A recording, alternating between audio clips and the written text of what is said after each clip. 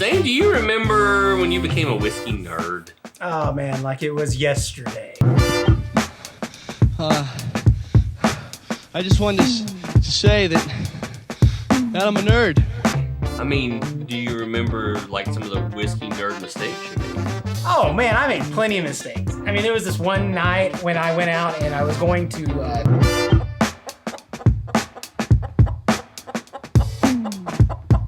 No.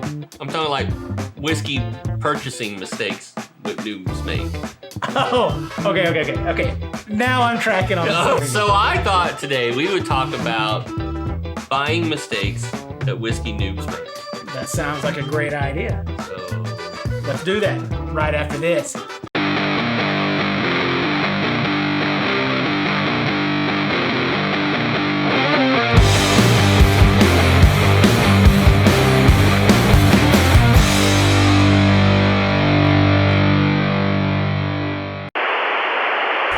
You too can join the army of the Whiskey Poppers. We are selling some t-shirts and a few lucky people will be actually gifted. that's right. So right now what we need you guys to do is like our videos, subscribe to our channel if you haven't already, and then share that video with hashtag #whiskeypop. We will add you into a drawing to win one of the free shirts. In a few weeks, we will draw names for our winners. That's right. So we're gonna try to give away 10 shirts. So there's a lot of opportunity here for you to win a shirt. So remember, like, subscribe, and share with 2 people. Make sure you put the hashtag #whiskeypop in there and we will add you into the drawing for a free shirt. Yep. Welcome to Whiskey Pop. My name is Jeff. And I'm Zane. And today we're gonna talk about what?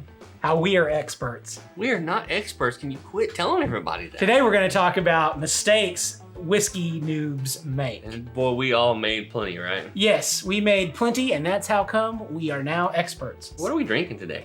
Today we are having bourbon. We are having bourbon, but we are having a Nulu bourbon. A Nulu bourbon. It's Nulu straight bourbon whiskey. Nulu. This is coming out of Kentucky. Kentucky. But it says straight bourbon whiskey. Shouldn't it say Kentucky straight bourbon whiskey? I think that's the nuance of the fact that it's out of Kentucky. Yeah, but it's also out of Indiana. So, hey. Are we talking about MGP products it's again? an MGP product. Hey. So in the meantime, let's just pour this up, right? Sounds great. I'm gonna Let's pour do it up. All right.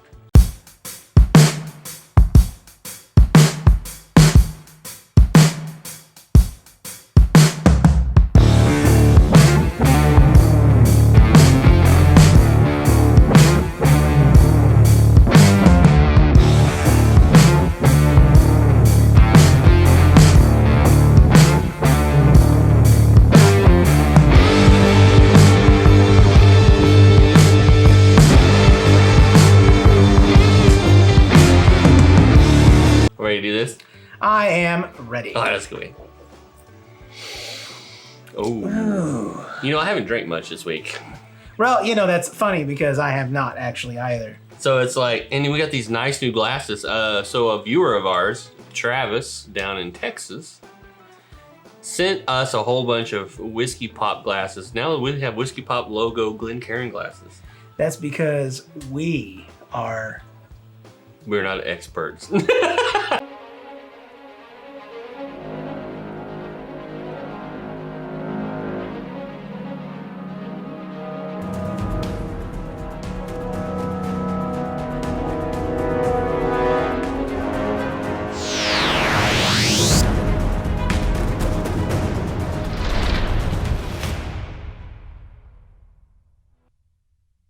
What, Yogi? Hey, we're really digging these things. These are so cool, and thank you.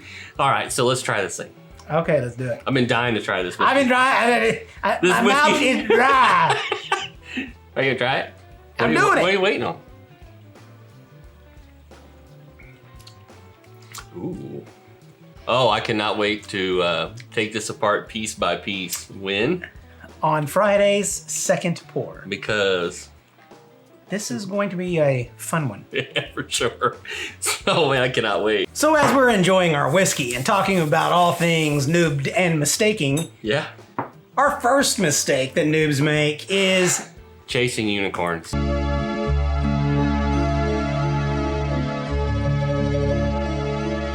how many liquor stores that we've talked to have heard this? Do you have any Blantons? Yeah, or you got any of that special stuff, you know? I mean, and that's the thing you do, right? When you become a whiskey noob, you're like, I'm a whiskey nerd. You're looking for like the trace line. How many people chase the trace line, right? Yeah, chase the trace. Or they're driving all over town, liquor store after liquor store, trying to find all these impossible to find unicorn whiskeys. Or they find them.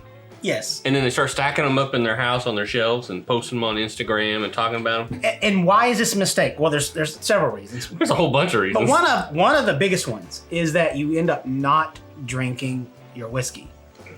You're chasing, you find something, and now it's got this intrinsic value of the chase and, investment value, quote unquote. And then you're like, man, I'm thirsty, but I'm not going to open that bottle. And that's true. I mean, on top of that, you're just buying the same stuff. Well, that's if you're chasing like the trace. You're buying all the trace line. All the Buffalo line. I mean, you're only dealing with a couple of mash bills here. So, I mean, you're basically getting the same whiskeys. Yeah. On top of that, you're not really expanding your palate if you keep going after things you can't get because there's... Now, don't be jumping down the line on our mistakes there. That's right. That's true. Let's just leave it at that. The best thing you can do is there's a lot of great whiskey out there. You do not need to chase unicorns. The unicorns are good. Sometimes they're not as great as you think they're going to be. And sometimes they're amazing. Sometimes they're great. But you won't know how amazing they are unless you've had other whiskeys. A whole bunch of other whiskeys. That's true. Support your local shops. Get what they've got. Try the whole bunch of stuff that they have available. I mean, you walk into a liquor store and you say, hey, do you have any Blantons? They say no. Don't do a 180 and walk out the door. Yeah, most of the time, they're going to give you some kind of recommendation. Yeah, for sure. Go check it out. Mistake number 2. Price. The price is wrong, bitch. Now, does this mean I'm only looking for budget whiskeys? Oh, no. See, there are 2 things you do as a whiskey noob, and we all make this mistake. Number 1 is, I will never pay that much for a whiskey. Mm-hmm. That's a fabricated lie. That is a lie because you lied to yourself. You just didn't know it. I can promise you within a year, whatever price that you put on that whiskey, you'll be using that as your new budget whiskey. And the other thing that noobs make as a mistake is they associate the price. The higher the price, the better the whiskey. That is not true. If you go and buy your, let's say your Wellers, that it doesn't matter. Pick a Wellers. 12. Weller's 12. And $400. Pay $400. Guess what? You're buying a $50 whiskey for $400. You're paying a $35 whiskey for $400. I was trying to, lots in the load. But you're right. So that's what's happening is you're still buying a whiskey that should only be X dollars. Because the whiskey's like a stock exchange. So when whiskey is plentiful, the price is cheaper. When it's a rare whiskey, a hard to find whiskey, the price goes up because of demand and supply. So you can't use price as a measure of goodness. That's a poor way of doing it. So don't use price. Go by how you like the flavor of a whiskey. Talk to your liquor store and ask them what do they see as trends. Join a whiskey group. For God's sakes, watch Whiskeypop. Yeah, that will help. We will help steer you away from making those kind of mistakes. Because that's what we want to do. Because he's an expert. I like this. Tell me more.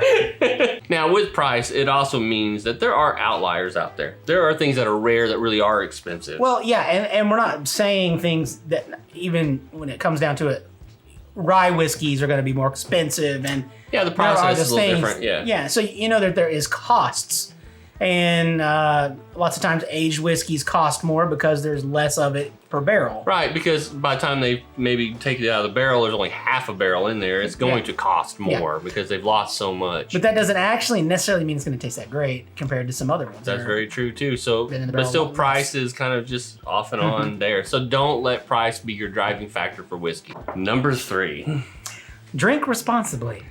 Drink responsibly for sure, but drinking safe when it comes to trying new whiskey is not meant for mortal men. Neither was Omaha Beach, Blondie. Stop trying to scare us. Come on. All right.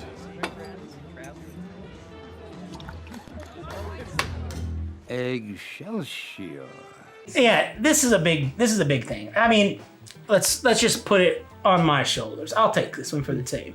Go for it. I started drinking whiskeys, but it was actually I was drinking scotch. Yeah, okay.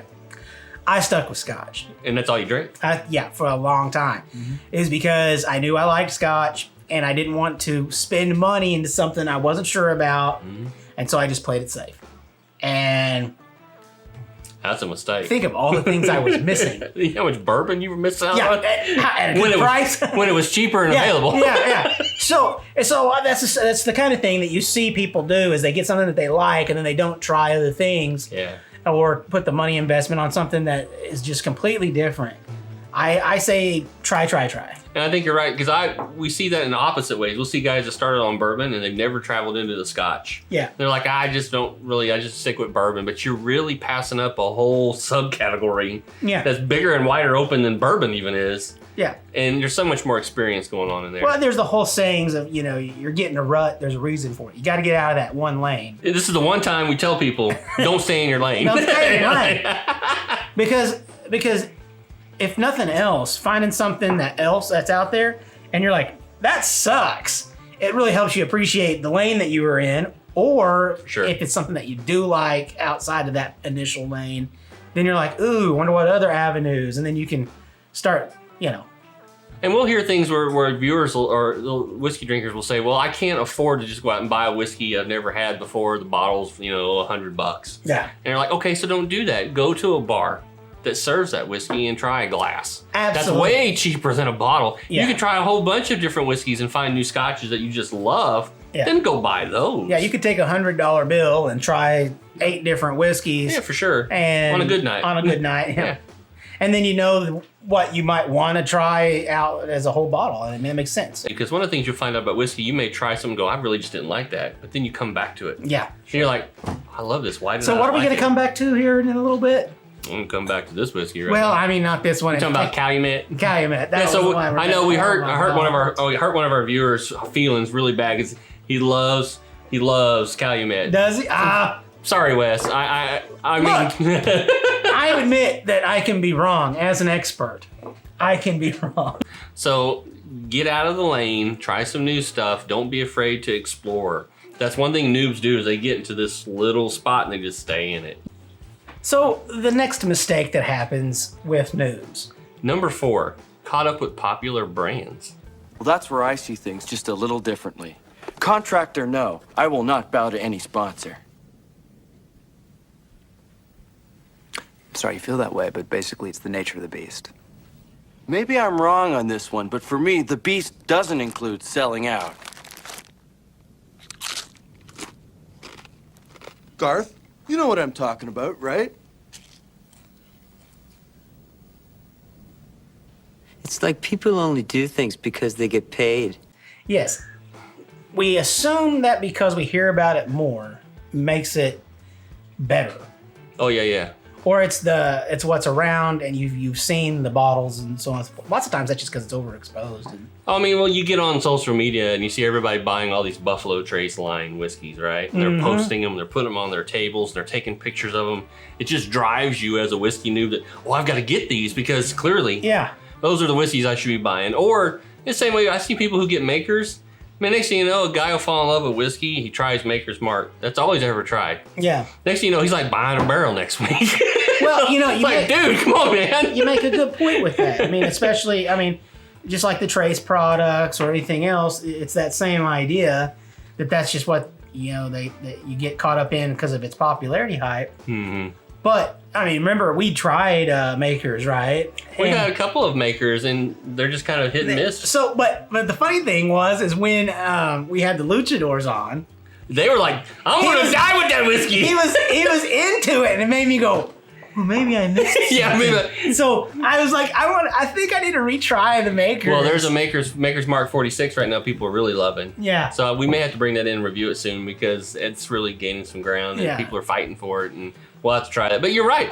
You find a whiskey you like, a popular brand, and then that's all you're drinking. Yeah, sure. And it's almost as bad as just like, I'm only drinking bourbon or I only drink scotch. And like, it's the same mistake in a different way. I only drink hardbake, So don't become one of those whiskey noobs. So that's all you're drinking is that line, or it's just there's so much more to do, and you really save yourself some money because some of that stuff can get pretty hard to find. Yeah, and you waste a lot of energy on things that you may not even be able to get when you could have been enjoying something that's readily available. Well, it's not just that. So when you're buying these big brand whiskeys like Jack Daniel's, Maker's Mark, Buffalo Trace, you're missing out on some craft whiskey distilleries that really producing some good stuff, like Nulu. Yeah. Nulu's a new craft whiskey. New Riff is another craft whiskey. Old Pepper Distillery, and it's not just bourbon. You can go outside of it. Remember the Sweden when we had High Coast, right? High Coast, yeah. So that's a new style of not Scotch, but a new whiskey.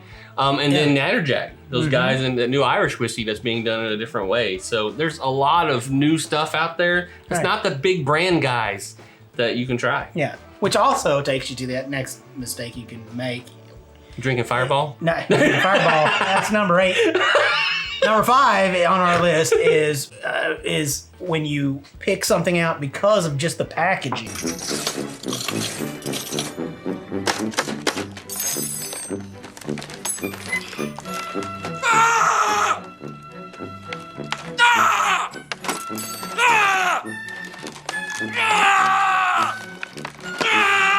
I mean, have you guys seen this whiskey with the shotgun shell?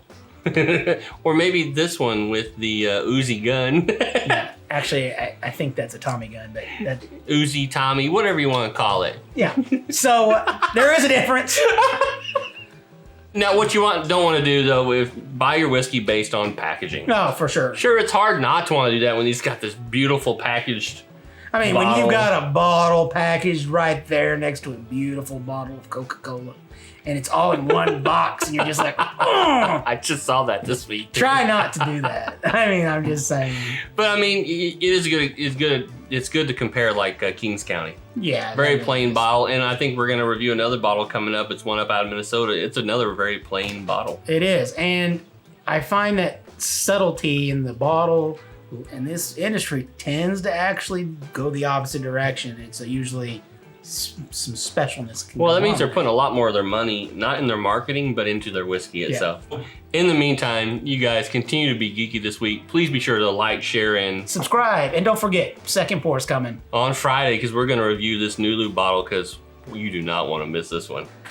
So in the meantime, at the end of the day, cheers. Cheers.